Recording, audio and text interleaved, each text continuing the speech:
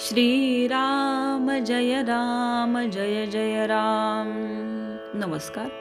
आज दिनांक 8 जुलै।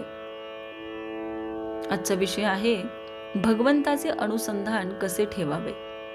ज्या गोष्टीचे अत्यंत प्रेम आहे तिचे अनुसंधान मनुष्याला आपोआप राहते। ते इतके टिकते की ते अनुसंधान मला आहे ही जाणीवही राहत नाही। अनुसंधान ठेवतो असे म्हणताना मी त्याच्याहून वेगळा असतो आणि प्रेमाचे जे अनुसंधान असते की ते मी एकजीवच होतो।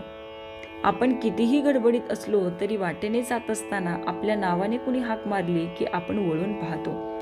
हे आपले अनुसंधान आहे, कारण या देहावर आपले इतके काही प्रेम आहे की मी त्याच्याहून वेगळा नाहीच असे देहाचे अनुसंधान कसे ठेवावे हे सांगावे लागत नाही। देहाचा विसर पाडा म्हणून सांगावे लागते, देहाचे स्मरण ठेवा म्हणून नाही सांगावे लागत। आम्हाला भगवंताचे अनुसंधान ठेवायचे आहे हा एक प्रकारचा अभ्यास आहे। भगवंताचे प्रेम वाढले तर अनुसंधान टिकेल। परीक्षा पास होण्याकरता जसा अभ्यास करावा लागतो तसा भगवंताचे प्रेम वाढवण्याकरता अभ्यास करणे जरूर आहे। यासाठी जे जे काही मी करीन ते मी भगवंताच्या साक्षीत्वाने करतो आहे हे जाणीव ठेवून करायला पाहिजे। आज आम्हाला नाना तऱ्हेचे उद्योग करावे लागतात। प्रपंच म्हटला म्हणजे किती गोष्टी कराव्या लागतात। त्या सगळ्या गोष्टी करीत असताना भगवंताचे स्मरण ठेवून करणे हे आपले खरे कर्तव्य आहे। सर्कसमध्ये आपण पाहतो ना, वाघ, सिंह, घोडे, हत्ती, काय जे प्राणी असतील ते खेळ खेळतात। घोडा कसा सुंदर नाचतो असे आपण पाहतो, पण त्या घोड्याचे लक्ष प्रेक्षकांकडे नसते। त्या घोड्याचे, त्या वाघाचे, त्या सिंहाचे लक्ष आतमध्ये चाबूक उगारणारा जो मनुष्य असतो त्याच्याकडे असते ना।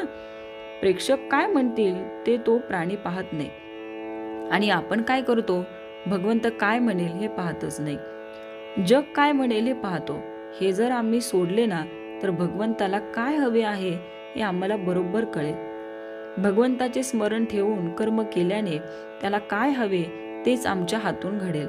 त्याचे संधान न सोडता कर्म करणे हे अनुसंधानाचे लक्षण आहे। हे कशाने होईल? अत्यंत प्रेमाने होईलच। एक बाई नुकतीच बाळंत होऊन सासरी आल्यावर तिने मूल पाळण्यात निजवले आणि मागच्या परसामध्ये ती भांडी घाशीत होती। ते मूल थोडेसे कुठे रडले। घरात पुष्कळ माणसे होती, कोणाला ऐकू नाही गेले। ती पोरगी मात्र धावत पाळण्यापाशी आली आणि मूल उठलेले दिसते आहे असे म्हणाले। काम करताना तिचे कान जसे पाळण्याकडे होते तसे प्रपंच करताना आपले लक्ष मात्र भगवंताकडे असले पाहिजे। याचे नाव अनुसंधान। तात्पर्य, अखंडमुखी रामनाम, आत असावे अनुसंधान, देहाने करावे प्रपंचाचे काम। श्रीराम जय जय राम।